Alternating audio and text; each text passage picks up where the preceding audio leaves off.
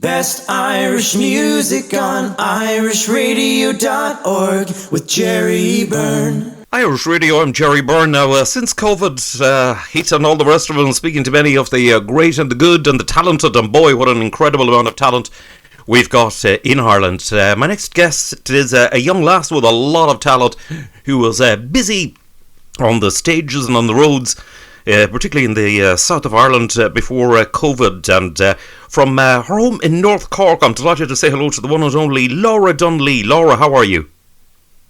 Hello, Jerry. How are you? Not bad at all.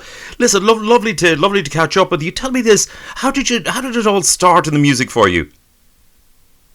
Yeah, so about 7 years ago, I recorded my first album, Blackwater Side.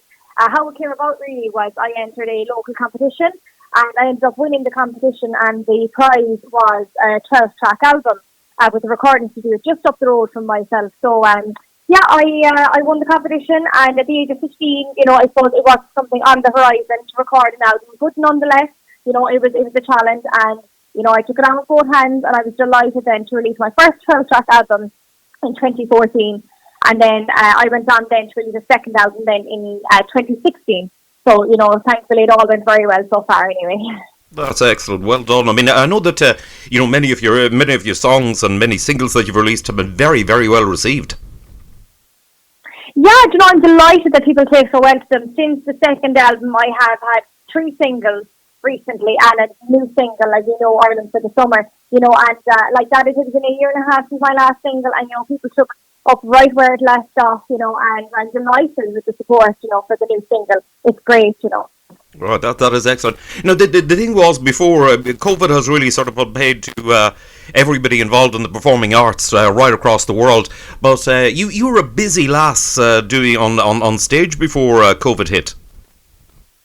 Yeah, I was delighted. I was out about 2 nights a week at the weekend. I was working during the week, so yeah, I would hit the local pubs at the weekends, Fridays and Saturdays, and I absolutely loved it. And we had a couple of guest spots in Killarney as well, at different hotels. So it was great, like that. We had the tourists coming in, and like that, you didn't know the crowd you were going to have. They could stay 5 minutes or 2 hours, and they absolutely loved Irish music, particularly, the trad, but also the country music. And it was great, I really enjoyed it. Of course, then came COVID, but hopefully we'll pick right back up, when things open up a little bit more. So, yeah. Indeed, yeah. Fingers crossed and all that. So, what have you been doing? Have you been doing any? I know you've been doing this recording and all that in lockdown. Did you do any Facebook Lives or anything like that? I didn't know, and in fairness, a lot of fantastic singers did go live. I kind of went down the route of recording videos and uploading them. I did about 6 videos.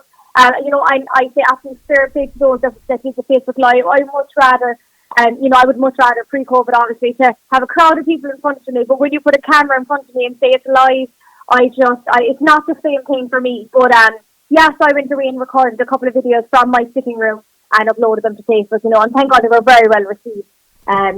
So that was what I kept me busy. Yeah, that's excellent. That's excellent. One of the things, I'm sure you're the same as many of the other singers out there. One of the things that you really must miss is the people and meeting the people. Absolutely. The amount of people that have come to my gigs that I've seen you on Facebook, or I'm friends with you on Facebook, and you'd be surprised the amount of people that would come up and talk to you after. And I love it. It's the most important thing, is to talk to the people, that took the time to sit down and listen to you, or request you on the radio. There's nothing more. It's the most important part of it, I think. And you get great satisfaction, even after a gig or after you release a song, to hear the feedback, and as I say, it's very, very important. It's all part of it. Indeed so. Tell me, who are the main sort of influences on you in music, as you were growing up?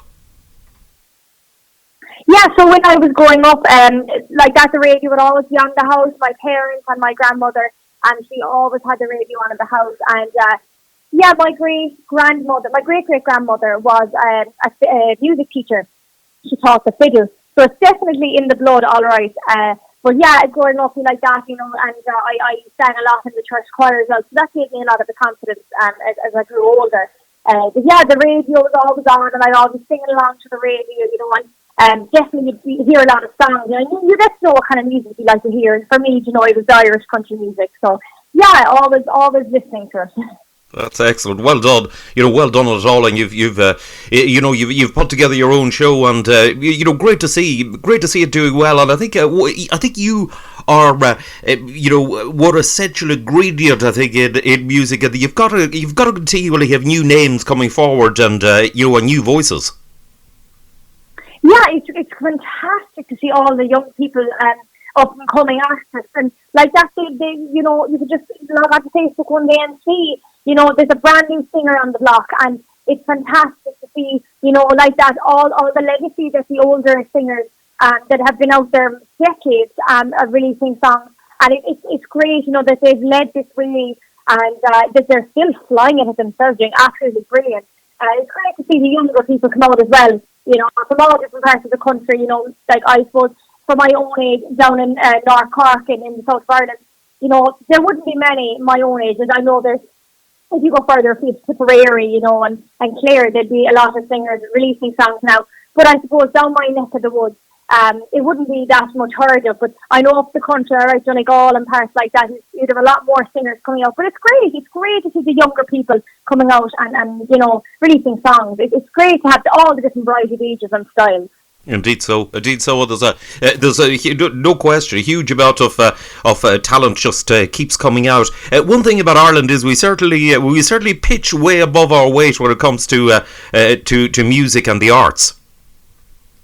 Absolutely, as I say, the different styles of music, and voice, it's amazing. Like, even there, like the dances and stuff that are becoming increasingly popular all the time. It creates a lot of awareness around different styles of music, and when I grew up, I actually entered a lot of competitions in the trad singing for the score and the slaz, which would be the unaccompanied music, and I grew up building my confidence through those competitions, and to go from one style to another, and it's great, as you say, the variety of arts that Ireland has, where, there's a lot of variety in that.